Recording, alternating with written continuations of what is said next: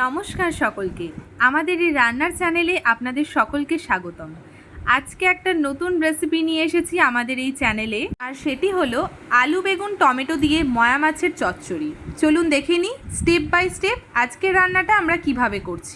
প্রথমেই আমি আপনাদের সাথে শেয়ার করব ময়া মাছ রান্না করার জন্য যে যে উপকরণগুলো লাগবে। মাছগুলোকে ভালো করে কেটে বেছে ধুয়ে নিয়েছি। এখানে আলু ভাজার মতো আলুগুলোকে কেটে নেওয়া হয়েছে। সাথে এখানে নিয়ে নিয়েছি বেগুনগুলো, সেগুলোকেও ছোট ছোট করে কেটে নিয়েছি। এখানে নিয়ে নিয়েছি টমেটো কুচি, একটা বড় সাইজের টমেটো নিয়ে নিয়েছি। আর এখানে পেঁয়াজগুলোকেও ভালো করে কুচিয়ে নিয়েছি। সাথে নিয়ে নিয়েছি কুচনো লঙ্কা।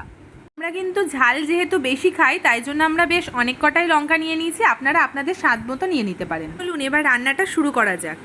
কড়াই বসিয়ে দিয়েছি, কড়াই গরমও হয়ে গেছে। এখন তেল দিয়ে দিয়েছি। আজকের রান্নাটাও আমরা সর্ষের তেল দিয়ে করছি, আর সর্ষের তেলটাও কিন্তু প্রায় গরম হয়ে এসেছে। এবারে আমি অন্যদিকে যে মাছগুলো ছিল সেগুলোকে নুন হলুদ ভালো করে মাখিয়ে নেব, আর এই গরম তেলের মধ্যে এখন মাছগুলোকে আস্তে আস্তে ভেজে নেব।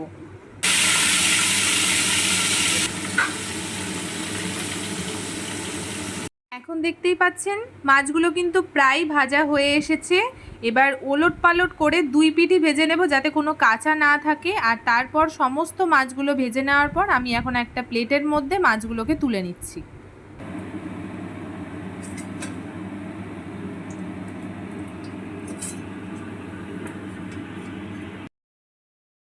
মাছ ভাজাগুলো ভেজে আমি তুলে নিয়েছি একটা প্লেটের মধ্যে। আর ওই মাছ ভাজার তেলের মধ্যে এখন দিয়ে দিচ্ছি কালো জিরে।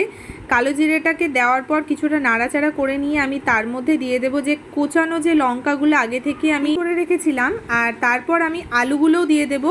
তো এখন প্রথমে আমি আলুগুলো আর কাঁচা লঙ্কাগুলোকে ভালো করে নাড়াচাড়া করে ভেজে নেব।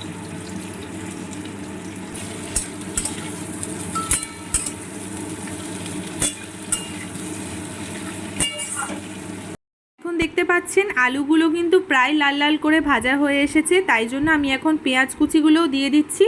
আগে যদি পেঁয়াজ কুচি দিতাম পুড়ে যাওয়ার একটা চান্সেস থাকে, সেই জন্য আমি আগে আলুগুলো ভেজে নিলাম, তারপর এখন পেঁয়াজগুলো দিয়ে একসাথে নাড়াচাড়া করে নিচ্ছি।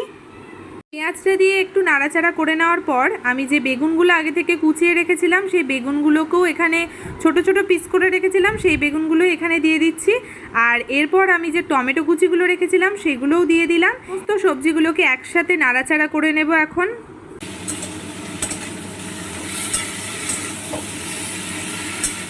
সবজিগুলো কিছুক্ষণ ভাজার পর এর মধ্যে দিয়ে দিলাম এখন স্বাদ মতো নুন। আপনারা আপনাদের স্বাদ মতো নুন দিয়ে নিতে পারেন। আর তারপর দিয়ে দিলাম পরিমাণ মতো হলুদ গুঁড়ো। নুন হলুদ দিয়ে ভালো করে সবজিগুলোকে ওয়েল মিক্সড করে নেব।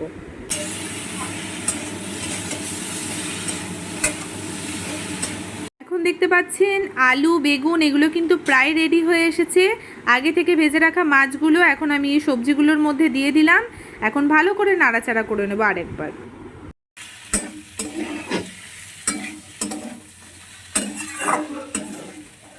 সবশেষে আমি এখন দিয়ে দিচ্ছি ধনেপাতা কুচি, যেটা এই মাছের তরকারিটার স্বাদটা আরও দ্বিগুণ করে দেবে।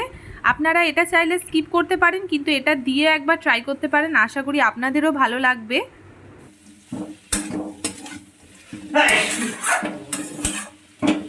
ধনেপাতাটা দেওয়ার পর কিছুটা নাড়াচাড়া করে নিয়ে রেডি হয়ে গেল আজকে ময়া মাছের চচ্চড়ি।